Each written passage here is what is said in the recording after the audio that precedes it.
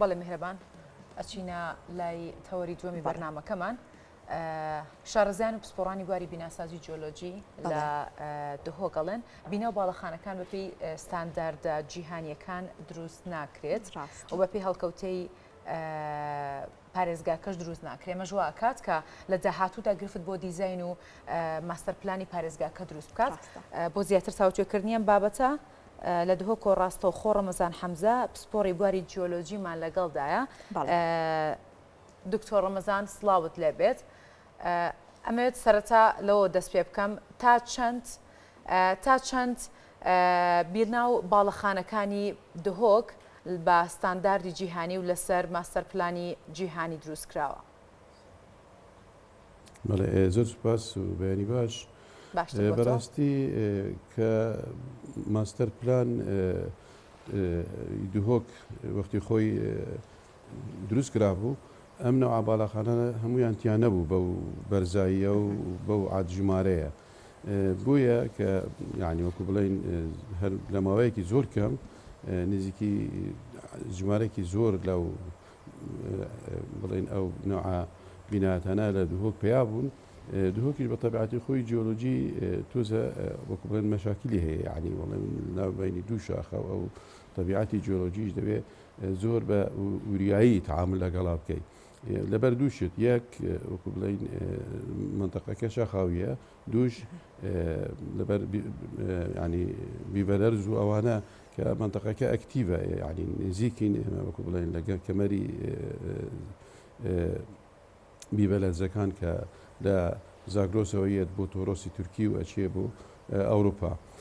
بۆیە دەوێت دووسێشت بۆ ئەم باڵەخانەیانە بکرێت یەکێک دیراسەی جیۆفیزیایی وەکو بڵێن بزانیت چەند وەکو پێڵێن ئەشعەی ئارس چەند ئەو تاخە جیۆلۆژیەکانە تەبقاتی جیۆلۆجی چۆنن چۆن نین بۆ مەسەرەن نزیکی هەر لەسەر بەرزایی ئەو باڵەخانەکان تصمیم کرێ مەسەرەن بۆ 5 متر 7 متر 100 متر ئەو عرضە هەمووی دیار بێت چی تایە شکەوتی تایە ئاوی تایە نەوعی تەبقاتی جیۆلۆجی چین دووش دەوێ مەسئلەکە فحوساتی نەهەری خۆڵ بەلکو فحوساتی بەردیش بکرێت یعنی تۆزێک ینی وەکو بڵێن خۆڵتر بێ ئەگەر خۆڵەکە تەواو بووی تر ئەبچێنە خواردتر فحوساتی بوو بکرێت سێش تخاریری ژینگە ئەسەری BEIA پێ ئەڵێن ئەمە زۆر مهمە چونکە نەهەر بڵێن عرزەکەت مهمە وەکو دەوروبەریش ینی حرەکەی هەوا و وەکو بڵێن ئەو شتانەی کە علاقە بە ئەو هەیە سەقا و هەوا و شت هەیە ئەمە زۆر مهمە بزانی تا چه حدێک ئەم باڵەخانە ینی تەواوە دووش ناحیەی عمرانی کە بین ئەو باڵەخانە دەوێت تو سپێسی هەبێ ینی سپێسەکە چییە دوو نەوەی پارکت هەبێ پارکێکت هەبێ بۆ سیارات و شت کە دنیای خەڵک ینی مەسەنە تۆ لەو باڵەخانە بێ دەوێت سپێسی هەبێ چی بۆ پارکی سیارە چیش پارکی تر گاردن ینی حەدیقە ینی ئەوەی تیابێ ئەو مناڵانە ئەو خەڵکە تەنەفوسی بکە ینی نابێت تو هەر بینایەتەکە بەرزکەیەوە چونکە بینایەتی بەرزکردنی بینایەتیش ینی ئەگەر لە جگای خۆی نەبێ لە جاتی جوانی و جوانکاری احتیمالە تەشویهی ینی وەکو بڵین دوو پێڵێن تەلەوز بەسەری تەلەوز بەسەری ئەوە کە تو چاو ئیزعاجە بێ چاو ینی ئازاری چاوە بێ کە تو سەیرێکی باڵەخانێک لێرە هەر ینی مەسافەکی زۆر کەم و بچووک باڵەخانێکی زۆر بەرزیتیایە بەبێ خەدەمات بەبێ خزمەت بەبێ هەموو شتێک ئەمە تقریبن وەکو بڵین تەشویهی جێگاکە و خزمەتی خەڵکیش ناکەم یعنی بۆیە خەڵک لەوێ بێزار ئەبێ ینی ناحیەی نەفسی سایکۆلۆجی ناحیەی ئیجتیماعی مەشاکل دروست دەبێ زۆر شت هەیە بۆیە دەوێت ئەمە ینی بە سیستەم بکرێەوە بە دیراست بکرێت دیراسەتی عرز و دەوروبەر و هەموو لایەکان بگرێ دوایەوە ئەم تەوەرانە دروست بێ ینی مەسەرەن لە ئەوروپا کە سەیرەکەی ئێمە نابێ خۆ مقارنەی بە دوبەی بکەین دوبەی سەحرایەکە و پارەیان هەیە و شتێکی تیجاریە ینی خەڵکی دوبەی خۆ زۆر کەمن هەمووی ژیانەکان لە ئەوروپایە ینی ئەوەی خەڵکی دوبەیە زیاتر ئەچێتە ئەوروپا و ئەچێتە جێگای تر لەوێ نییە بۆ خەڵکی تری تیجاری لەوێیان داناوە کە ئەچێتە ماوەی هەفتەیەک ینی وەکو بڵین موقت نەکو دائم ئێمە کە شتێک دایم دروست ئەەکەین ئەو شتیدا دائیمە دەوێت ینی مواصفات و شتی خۆی هەبێ ئێمە جگای داخە کە سیرەکەین کوردستان بەرەو ئەوە چی و شارەکان بەو سیستەمە چینە سیستەمە سقەتە یعنی تواو نییە و مەشاکلەکان دواییت یعنی چی لە ناحیای بیڤەلەرز و ئەو بینایەتانە ینی تێک بچین ینی بەکەڵکی ئەوە نێنی تر ژیانتیا بێت دەوێت چارەسەر بکرێت. بەڵێ دکتۆر کەواتە دەکرێت بڵێن دروستکردنی ئەو بینا و باڵەخانانە بە تایبەتر کە ڕەچاوی بارودۆخی جیۆلۆجی دهۆک نەکراوە لە ڕوودانی هەر ڕووداوێکی سروشتی یاخود بوومەلەرزەیەک کاریگەری لەسەر داڕمان و ڕوخانی ئەو بینا و باڵەخانانە دروست دەکات دەکرێت ئەمە بوترێ؟ من نایزانم دیراسەتیان کردیە ئەنیان کردیە بەڕاستی دەوێ بیکرێ ینی بەنسبەت ئێمە دەوێت ئەم نەوع دیراساتانە بکرێ دوێ ئەوەش ئێمە ئەو بیبەلەرزانەی کە لە منطقە ئەو نەتەسی ناکەن ینی ڕوخاندنی ئەم باڵەخانە بەلکو تەسیرەکە ئەو بێ ینی حرەکەکی زۆر ینی حرەکە ئەگەر بە سنتیمەتراتیش بێ ئەو بورجە ئەو تەوەرە ئەو باڵەخانەیە کە ئەو نەبەرزە تۆزێ ینی بجۆڵێ تۆزە حرەکەی تیاابێ ئیتر بە کەڵک نایە یعنی ئیتر ژیان تیا قورس ئەبێ بۆ چونکە خۆیزاری ئەمە ینی مەسایلی ئینشاعاتی لێ دروست ئەبێ ئیتر کە دەرز ئەبێ و ئەوانە ینی پیاڵین فراکچەر و شت ینی چونکە بینایەت ئەوە نییە شتێکی موقەتە بۆ ماوەیەکی کورد بەکار ئەمە ینی جێگای ژیانە لەوێ تۆ ئەژی ینی ماڵی خۆتە شەو ڕۆژ لەوێ ئەبی لەبەرەوە ئەم شتانە دەوێت بەجددی ینی مەسەرەن وەربگیرێ یعنی ئەگەر مەسەرەن ئەمە لە جێگایەک وەکو مووسڵ ینی لە عێراق ینی ئەم شتانە وەربگرێ لە کوردستان دەوێت زۆر بەقووەتر بێت چونکە منطقەکە شەخاویە و منطقەی تەحولی جیۆلۆجی تایە و خصوصیاتی خۆی تایە بۆیە ئەم شتانە دەوێت زۆر بە تەکیدی ینی ئەم دیراساتانە ئەم نەوع باڵەخانە نابێ ینی ئیجازیان هەبێ و دەستی پێ بکەن و بەرزی بکە و دیکۆری بۆ بکە و پارەکەی وەربگرێ لە خەڵک و خەڵکیش مەجبور بێ زیاتر ئەمانەش تەسیرێکی تریش ئەەکەن ئەمە نەوع باڵەخانە چونکە خەڵکی منطقەکە احتیمالە ئەوە مستەفید نەبێت زیاتر خەڵکی خاروی عێراق بێت چونکە پارێکی باشیان پێەیە ئیتر خۆی بخۆ بێت وەکو جاران ینی بێت لەوێ دانیشی بۆ ماوەی هاوین ئان بۆ ماوەی ئستیراحەتی خۆت لەبەر ئەوەی تاجر کە ئیش لەسەر ئەو بابەتەناکە زیاتر حەزی لە پارەیە بەس لە ناحیەی بڵێن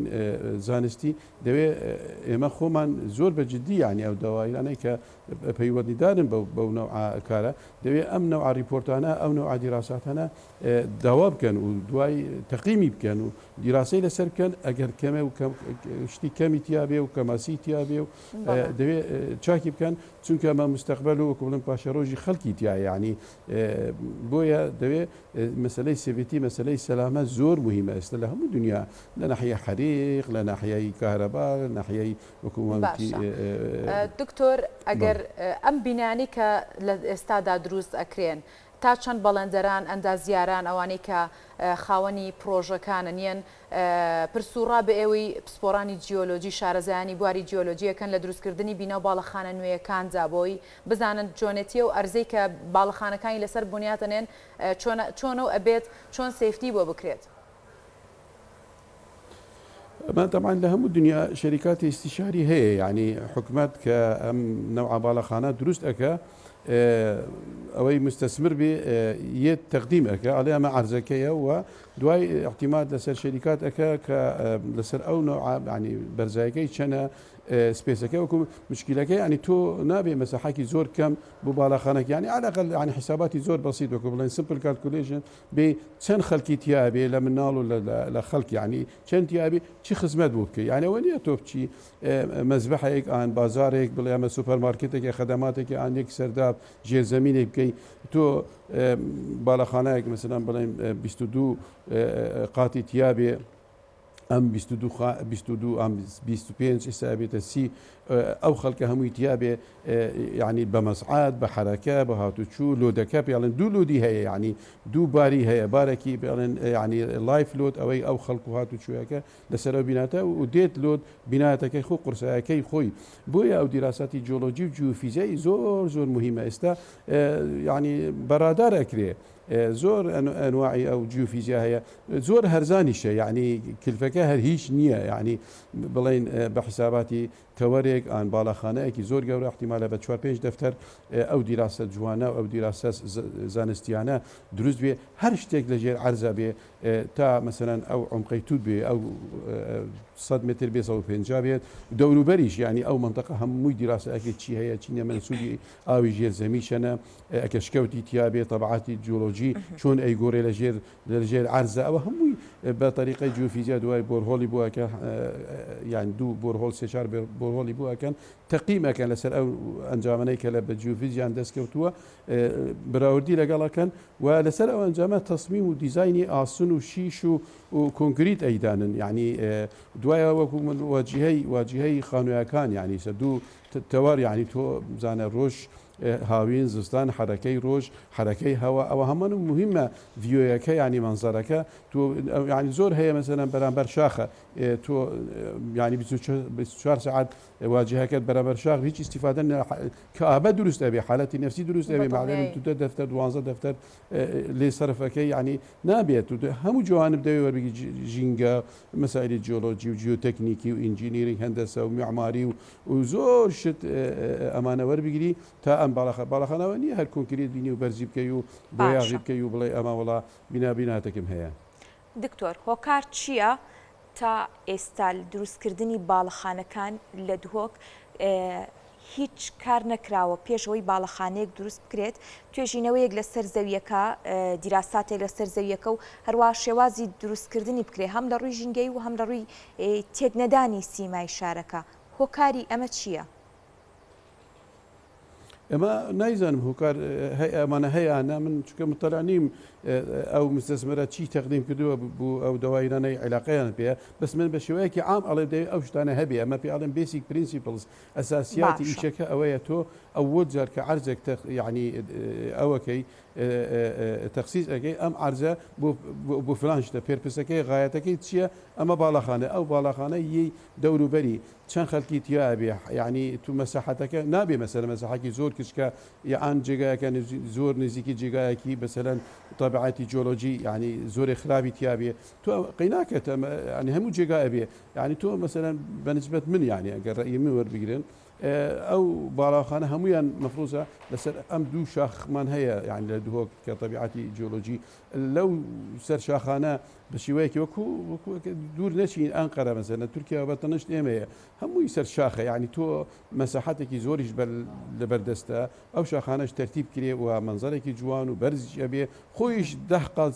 یعنی زیاتر ئەبێ یعنی بە طبیعەتی جیۆلۆجی و توپۆگرافی منتەقەکە زۆر یعنی ڕکوپێکتر ئەبێ کە تو بێ ناو شار ئیزدیحامیشی دروستی بکەی و ینی 4-5 مەسەرەن باڵەخانە یەک تەن نزیکی یەک یعنی هەر یەک کیلومتر کەمتر لە یەک ئەو هەموو خەڵکی تیا بێ بەڕێی من یعنی زۆر ئیزدیحام بەیانی ینی ترافیک و ئەو ینی ئەم شتانە هەمووی دروست ئەوێ نابێ هەرتوو بیناتەکە مشکلەکەی ئێمە چییە لێرە کە مستەسمر یەت کە یەت بیناتەکە بەرز ئەکە و بویاغی ئەکە و ترتیبی ئەەکە و پارەکەی وەرگرتووە ینی بە هەر لە دەستپێکەکە کە پارەکەی تەخسیسەکرێ ئیعلانی ئەەکە لێرەکە ینی سیستەمی تەخسیسی عەرز و تا نهایەتی خەلەلی تایە نایزەمەم دیراساتە نەکراوە نەکراوە بەس دەوێت بکرێت دیراساتی جیۆلۆژی و جیۆتەکنیکی بەجددی بکرێت ئەگەر کرابێ زۆر بە قورستر بکرێت زۆر ینی بەجددیتر بچینە ناوچکە ئەیزانین مەسەلەن ئەو دهۆک پێش 20 سال 25 سال ئەو نە لۆد و ئەوانە لەسەر ئەو عەرزە نەبوو هەمووی خانووی بچوو بوو هەموو سیارە نەبوو ئەم مەشاکلانە دەوێت ئەوکە ینی تۆ دوای ئەو هەوایە پیسبوونی هەوا یعنی هەموو شتەکان دەوێت وەربگری تۆ یعنی پاشە ڕۆژی دەوێت ئەو خەڵکە دەوێت بژی ئەوە نییە شقەکی بوو دابین کە ئەو شقە چۆکو پێشێستا وتمان بەرامبەری شاخەگوێ ئان واجهەکەی مردوو بێ ئەوە نەوعواجیهانە هەمویان کابە دروستەکە دوایەوە ئەو خەڵکە تووشی مەشاکل و نەخۆشی ئەبێ دوای بێتە خوارەوە جێگای نییە سیارەکە لێ ڕاگرێ مناڵەکان یاری بکەن ئەو هەموو شتانە دەوێت وەربگری ینی تۆ کە سیرەکەی لە دنیا هەمویە مجموعی شقە و مجموعی باڵەخانە دروست ئەبێ ئەوجار ئەو هەموو خەدەماتەنە ئەو هەموو پارکینکە ئەو هەموو سپێسە پیاکە سیرەکەی لەوێ دوای ئەو باڵەخانە کە بەرزە بێ ئەویش ینی بەرزایەکی معقول ینی دهۆک تەحملیەوە ناکە مەسەلەن تۆ هەر باڵەخانەیەک بێ 25 قات و دروستی بکەی ئەمانە هەمووی تەمان طبعا مشاكل جيولوجي بداخله يعني انستانس نيه يعني او نيه للحظه ام شتا دروز بي بلان لونج تيرم اما دريش خاينه او همو لودا او همو حركه كو تسر ام تخا او عرزه يتلا اخيرا سيركي يتر توشي بعض مشاكل انشائيه ابي توشي مشاكل تري خدمات ابي ام همو شتانا بنظر اعتبار جدي بربي يعني براي من اگر اوشتا كرابي دس خوشان لي اجن ان كرابي لموضوع بجديتر او موضوع بكري و او خلقاني كدسيان بكتوا او نقص وتكملك يعني او نواشتاني كنواقص تكمله بكري بشيوه باش وبليجان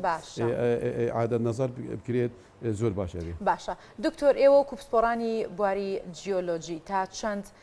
هەوڵتان داوە یاخود ئەگەر کردی بێتان داواتان لەلایەنە پەیوەندیدارەکانی بە نووسراوێکی ڕسمی بوو بێ بە هەر شێوەیەک بوو بێت داوتان لەلایەنە پەیوەندیدارەکان کردووە کە زەوی یاخود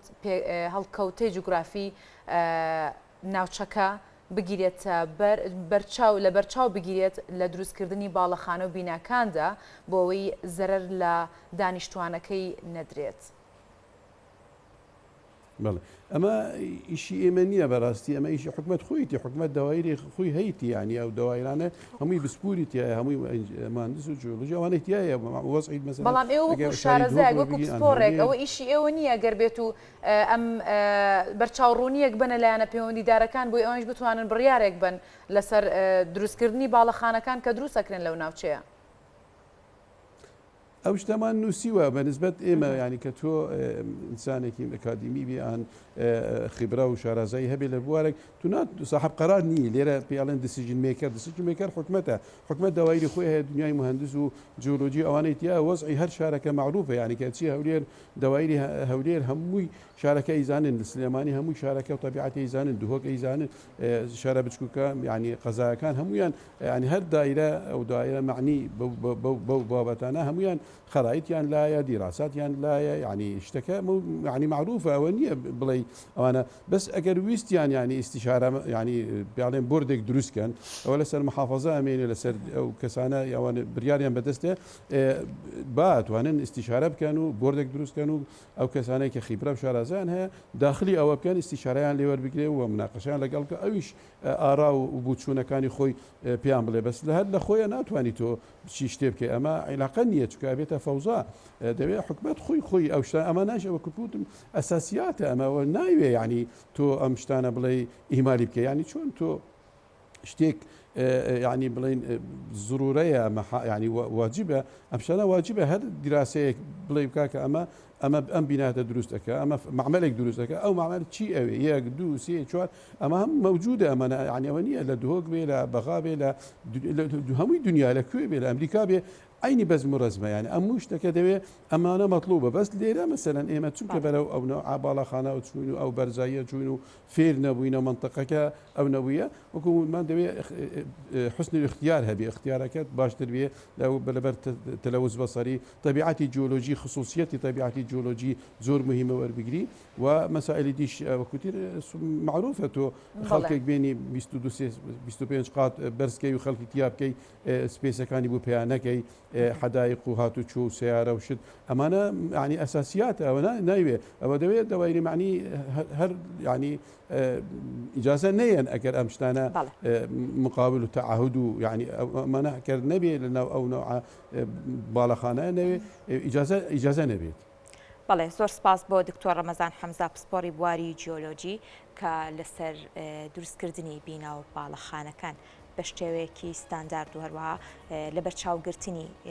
بارودۆخی جیۆلۆجی دهۆک دروست بکرێت. سپاس بۆ ڕوونکردنەوەکانت.